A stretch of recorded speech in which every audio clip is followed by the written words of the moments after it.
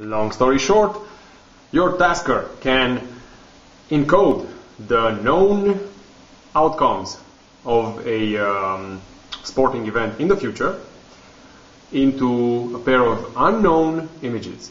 This is important because we need the unknown part in order to free the logical part of our brain that makes assumptions and pollutes our data with junk and expectations. So, we take the future event, which is the game.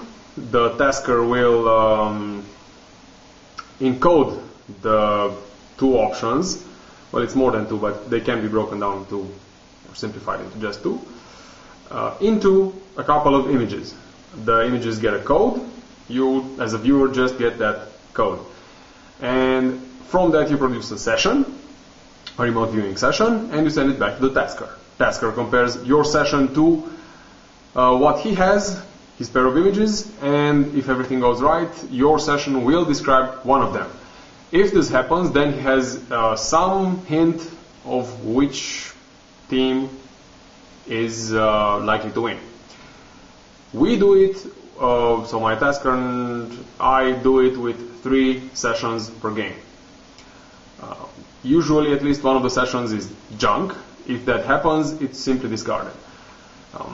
In order to enter a bet, a good bet, we need at least 2 weak sessions in the same direction or 1 very strong session pointing one of the targets.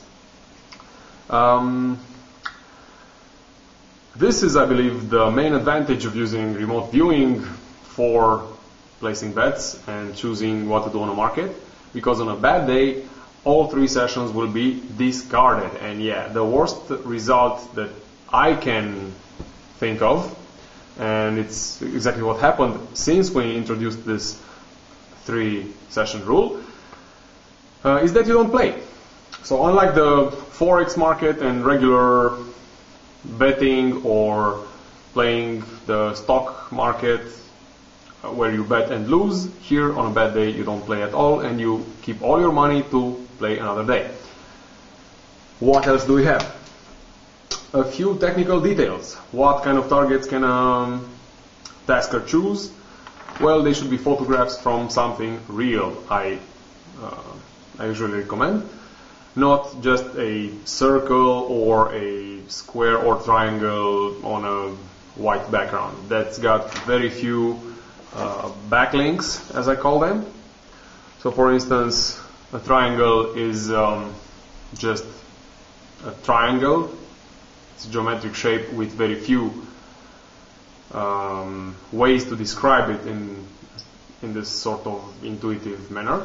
Whereas Mount Fuji in Japan has a lot of backlinks. Some of them are spiritual, some of them are the avalanches, the people that died there, the people that live there, the moment the photograph was taken, maybe there are clouds in the sky is blue, and there's a lot of stuff that the mind can grab onto and be interested in order to describe that target to you in an intuitive way. Whereas a target is just 2 colors, black and white, it's very scarce in data.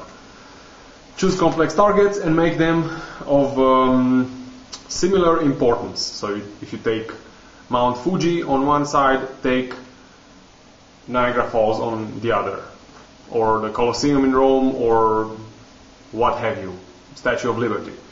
And those are comparable in size or in number of backlinks, because they're all important places in the world, they're visited by a lot of people, and so on and so forth.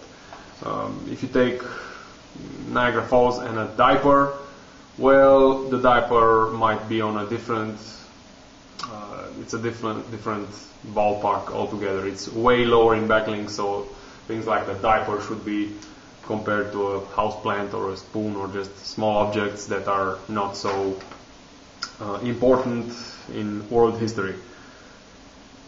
Yeah, I've had some questions in private messages, and it's about practicing alone and needing a tasker. It goes like this. First off, when you learn remote viewing, you go to the dojo site for practice and you do this stuff alone. The site is set up with all you need to do your practice. I will put some links in this video descriptions as well. to show everything you need. Once you need the theory, how it's done, and this I will hopefully also show in a video, or at least what I do. And then you need an account on the practice side. The account is free. It's all made by people who know this and want to teach others or want to learn themselves. And you can't really cheat on that site. All you get is first a code for a target, a picture. Then you have to do a session and upload it. And then once this is done, it's locked, it's read-only, you can't change or modify it in any way. Then you can see the target. And then if your description matches the target, that's a good hit, and you can do this 100 times and know where you stand, what's your accuracy, and so on and so forth.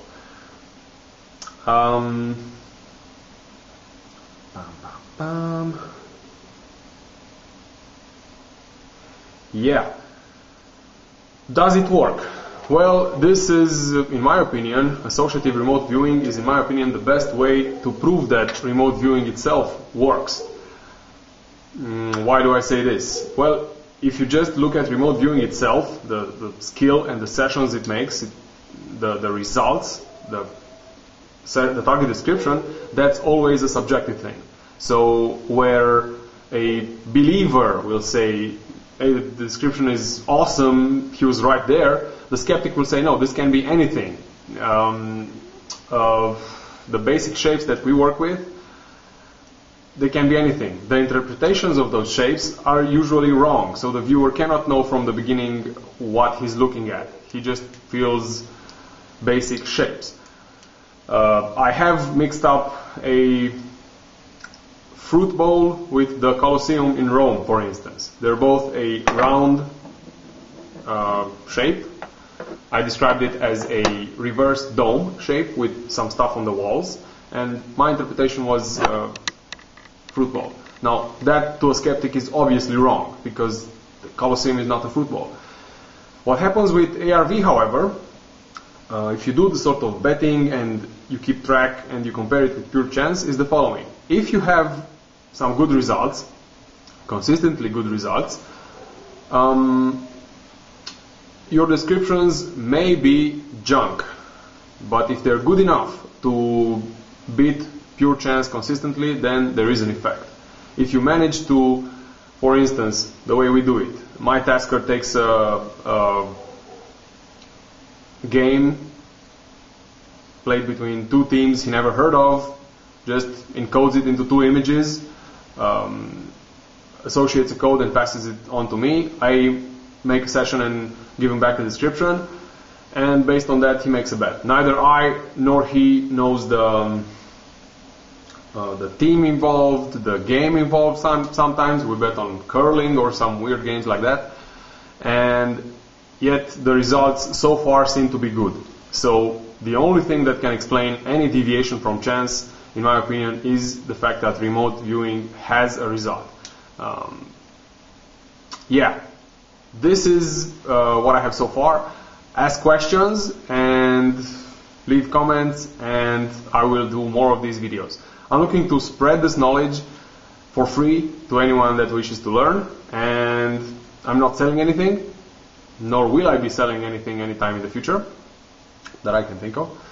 And yeah, that's it. Associative remote viewing, parts 1 and 2 explained, and more coming up about the session itself and what I've learned so far from my very limited testing.